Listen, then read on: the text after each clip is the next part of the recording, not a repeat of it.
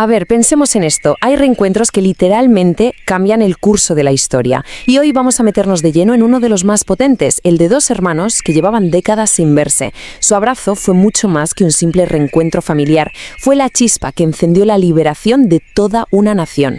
Y fíjense en esta cita del Éxodo, que nos mete de cabeza en la escena. Lo que es clave aquí es que esto no es casualidad, para nada. Es, en toda regla, una cita organizada por Dios. Y no en cualquier sitio, sino en un lugar sagrado, el monte de Dios. Todo culmina con un gesto que lo dice todo, un beso.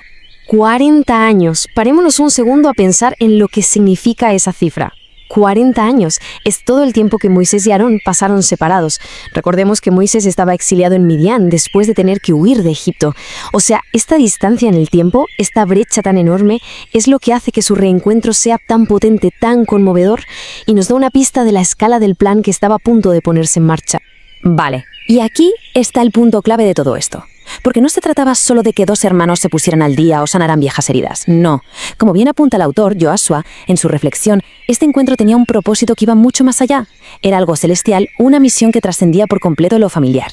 Para entender la magnitud hay que conocer el contexto. Moisés había huido por un acto de justicia un poco impulsivo. Pero lo interesante es que según la fuente que analizamos, Dios usó ese exilio, esa ausencia tan larga, para preparar el terreno, lo convirtió en el campo de entrenamiento para una misión.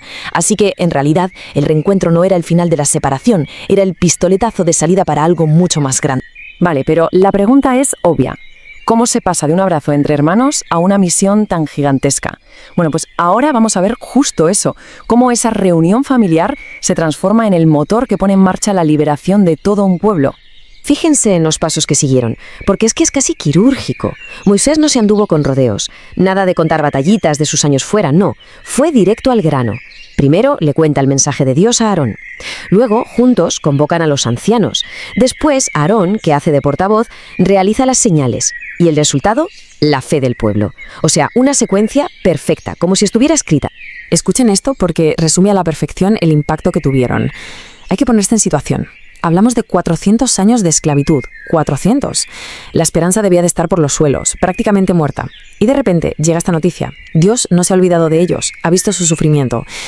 La respuesta no se hizo esperar, fue inmediata, visceral. Se inclinaron y adoraron. Sencillamente brutal. Pero atención, porque la historia no se queda ahí. La reflexión que estamos siguiendo nos invita a dar un paso más, a ampliar el zoom. Nos propone ver la liberación de Israel no como un hecho histórico y ya, sino como un símbolo potentísimo de una redención mucho más grande, la redención espiritual de toda la humanidad. Y esta comparación que vemos ahora es, digamos, el núcleo de todo el argumento teológico. Es un paralelismo muy claro. Por un lado, tenemos la liberación de Israel. Moisés es el liberador, el faraón el enemigo, y la esclavitud es física. Por otro lado, y a una escala universal, tenemos a Dios en Cristo como el liberador, al diablo como el enemigo, y la esclavitud del pecado como ese cautiverio del que, según esta visión, necesita ser rescatada toda la humanidad. Y aquí viene un matiz que es fundamental. ¿Cuál es la gran diferencia? Pues el agente de la liberación. Para Israel hubo un intermediario humano, Moisés, pero, y esto lo subraya mucho la fuente, para el rescate de toda la humanidad fue Dios mismo quien tomó cartas en el asunto, quien intervino directamente, viniendo, como dice el texto, en carne y sangre.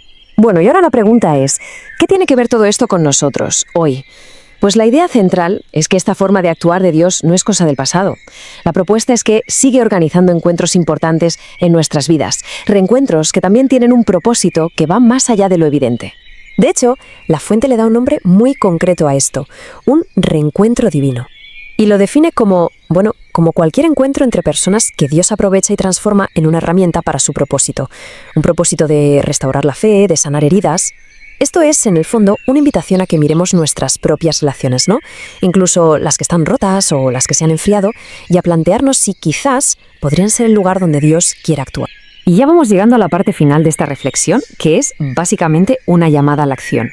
Nos anima a que la experiencia de una liberación personal no se quede ahí, sino que se convierta en algo que llevar a un mundo que a su manera sigue luchando contra sus propias esclavitudes. ¿Y cuáles son esas esclavitudes modernas de las que habla la fuente? Pues ya no hablamos de cadenas de hierro como en Egipto, son más bien internas. Hablamos del miedo que paraliza, de la duda que te come por dentro, de esa sensación de opresión, de miseria espiritual. Y el mensaje de fondo es que la fe, precisamente, también ofrece una salida, una liberación para estas luchas de nuestro tiempo.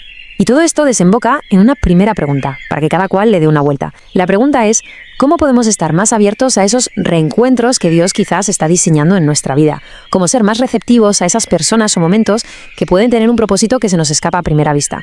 Y hay una segunda pregunta que todavía va un paso más allá, porque ya no se trata solo de lo que recibimos, sino de lo que damos.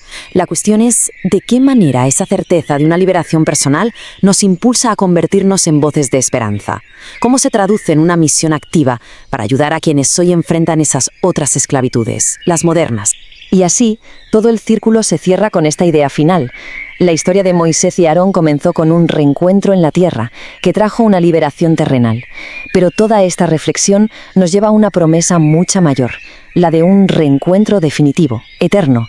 Una esperanza que en última instancia es la que da sentido a todas las luchas del camino. Sin duda una idea muy potente para seguir dándole vuelta.